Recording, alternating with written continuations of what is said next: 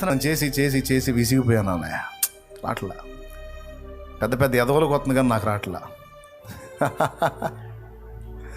వచ్చిన వాళ్ళు ఎదవలా మంచోళ్ళు అని వాడికి వచ్చింది వాడు ఎదవా, వీడికి వచ్చింది వీడి ఎదవా అని గతంలో కూర్చున్నాడు. దేవుడు అంటున్నాడు, ఆ ఎదవల సంగతి నీకెందుకురా మంచోడా, నువ్వు క్రొత్తగా ప్రారంభించిన నాయన. నువ్వు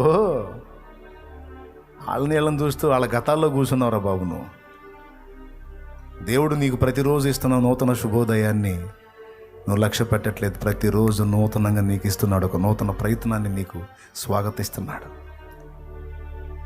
వాళ్ళని వీళ్ళని తలుచుకుంటూ వాళ్ళ గతాల్లోకి తొంగి చూస్తూ నీ గతంలోకి చూస్తూ కరెక్ట్ కాదు. క్రొత్తగా ఆలోచించు, క్రొత్తగా ప్రారంభించు, క్రొత్తగా ప్రయత్నించు.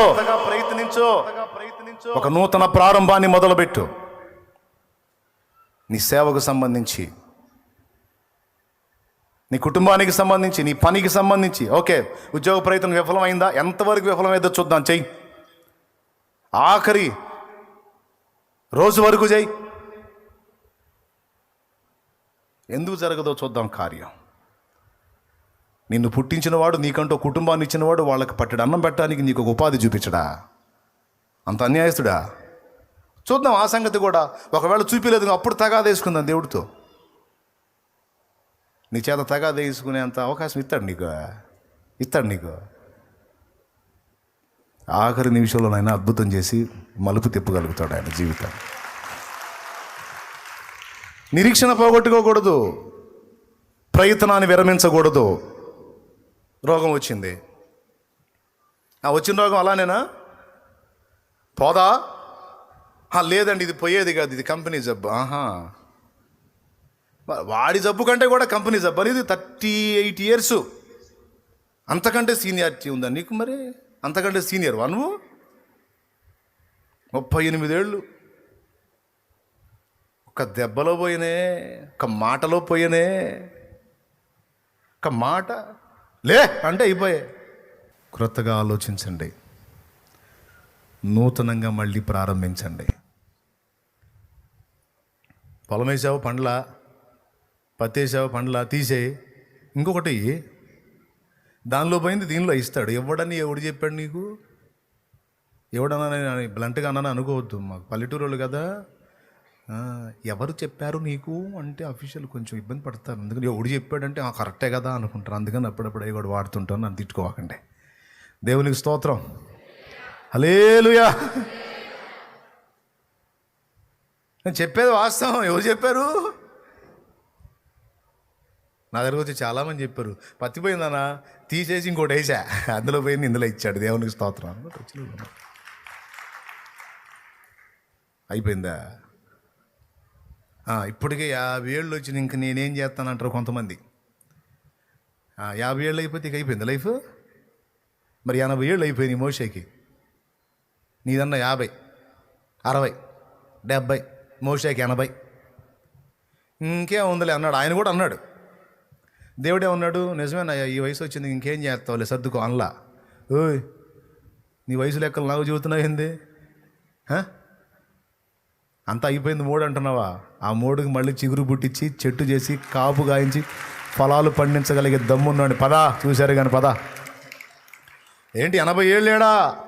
నరుని ఆయుష్కాలం ఉంటే 70, అధిక బలం ఉంటే 80. అయిపోయింది ఇక్కడ క్లైమాక్స్. ఎవడు చెప్పాడు నీకు? చల్, ఇంకా 40 ఏళ్ళు తప్ప. 2 భాగాలు 240 నీకు అయింది, 240 అయింది, నీకు ఇంకో 340 ఉంది. అదంతా పూర్తిగా నా సేవే పా. మూడు బారినా 50 అయితే 60 అయితే నువ్వు దేవుడికి చెబుతావు ఆ లెక్కలన్నీ. షుగర్ ఉంటే బీపీ ఉంటే ఆ లెక్కలు ఆయనకి చెబుతామే. నీ షుగర్ నీకు మల్లబడిద్ది, ఆయనకి ఏమన్నా మల్లబడిద్ది? లే అంటే లేచిపోయిద్ది షుగరు. దేవునికి స్తోత్రం. మళ్ళీ 20 సార్లు నువ్వు టెస్ట్ చేయించుకున్నా నార్మలే వచ్చింది. ఇదేంది నాకేందో ఎన్నిసార్లు టెస్ట్ చేసి నార్మల్ పోయిందే. పోయాక ఉరుకు దేవుని సేవలో. 80కే నా పని అయిపోయిందన్న. ఎవరు చెప్పారు నీకు 80 పని అయింది? ఇంకో 40 ఉంది నీకు. 90వ కీర్తనలో నరుని ఆయుష్కాలం ఉంటే 70, అధిక బలం ఉంటే 80 అని రాసింది ఎవరో తెలుసా? దావీదు కాదు, మోషేనే. అంటే 80తో మనిషికి క్లోజ్ అన్నాడు. కానీ ఆశ్చర్యం, అతనికి 120 ఏళ్ళు ఇచ్చాడు. అతని అభిప్రాయాన్ని దేవుడు కొట్టేశాడు. 80 అని నువ్వు పెడుతున్నావు ఏంది సంఖ్య? నా ఇష్టం. 120 ఇస్తా, 150 ఇస్తా, 170 ఇస్తా, నీకెందుకు? అవసరమైతే 20లో దుంచేస్తా, లేకపోతే ఒక 20 పెంచేస్తా. హిజ్కియా జస్ట్ చూసావుగా నా పరిస్థితి అన్నాడు, అంతే. 15 ఏళ్ళు పెంచి పడేశా. నా చేతిలో ఉంది నాయన సమస్తం. జస్ట్ గోడ తట్టు తిప్పి ముఖం ఏడిచాడు, దేవా నాకు బతకాలం ఉంది అన్నాడు, అంతే. ఇన్నేళ్ళని కూడా చెప్పలా. ఇంకో 2 ఏళ్ళు అయ్యా, 3 ఏళ్ళు అయ్యా, 4 ఏళ్ళు అనలా. ఎగ్దం 15 ఏళ్ళు బతుకుపో అన్నా నేను. ఏంటి నాకు చెబుతా ఏంటి నువ్వు లెక్కలో? నా కాళ్ళు అయిపోయింది, చేతులు అయిపోయింది, శరీర బలహీనం అయిపోయింది, నేను అట్లా అయిపోయాను, నేను ఎట్లా అయిపోయాను, ఇంక నేను పోతున్నాను, ఇంక పనికి మళ్ళీ మాటలు మాట్లాడుతున్నావు ఏంది? అడిగిపోయేది పోయినా కూడా వచ్చేది నా దగ్గరికే. నువ్వు ఏమైనా వేరే ఊరు ఏమైనా పోతాయింది? నా దగ్గర రాకుండా ఇంకోసారికి ఏమైనా పోతాయింది? నేను పోతున్నాను, అడిగిపోతా, నా దగ్గరికి వచ్చేది. నేనే పిలవాలి నిన్ను, నేనే తీయాలి తలుపు. లేకపోతే ఆమెతో బెడ్ మీద గుటకొట్లాడాల్సిందే. నేను తలుపు తీయపోతే రావు నువ్వు.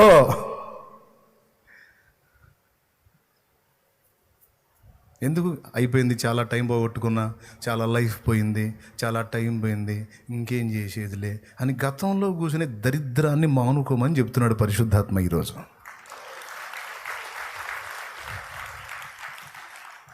పక్క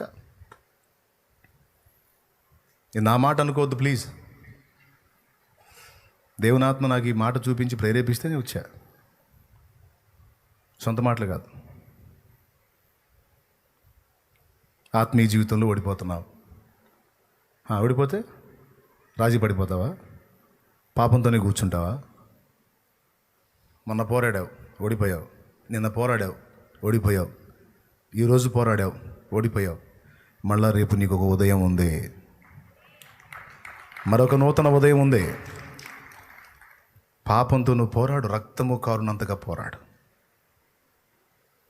నీ చేతిని దేవుడు పట్టుకుని నీకు విజయం ఇవ్వడా? ఈరోజు కాకపోతే రేపు, రేపు కాకపోతే ఎల్లుండి, ఎల్లుండి కాకపోతే ఆ తర్వాతి రోజు, ఆ తర్వాతి రోజు కాకపోతే ఆ తర్వాతి రోజు, నెలకైనా 2 నెలలకైనా 3 నెలలకైనా తప్పకుండా ఇస్తాడు. నువ్వు తాగుబోతువై ఉన్నావు, తాగుతున్నావు తమ్ముడా, తాగుతున్నావు. తాగితే ఎన్ని నష్టాలు జరుగుతాయో జనాలందరూ నీ క్లాస్ ఇచ్చేవాళ్లే. వాళ్ళకి తెలియదు నీ సంగతి. వాళ్ళు కూర్చుంటే తాగుడు వల్ల కలిగే నష్టాలన్నీ నువ్వు చక్కగా ఇంకా వాళ్ళకంటే బాగా చెబుతానే వాళ్ళకి తెలియదు. వాళ్ళేమో వాళ్ళని చూసి చెబుతారు, నువ్వైతే నీ స్వీయ జీవిత అనుభవాల్లోంచి చెబుతావు. తాగి ఎంత పోగొట్టుకున్నావు, ఎన్నిసార్లు మురికాలలో పడ్డావు, పందుల పక్కన ఎన్నిసార్లు వండుకున్నావు, బజ్జీలు అనుకుని కప్పలు ఎన్నిసార్లు తిన్నావు, అనుభవాలని నువ్వు చెబుతావు ప్రాక్టికల్ లైఫ్లో.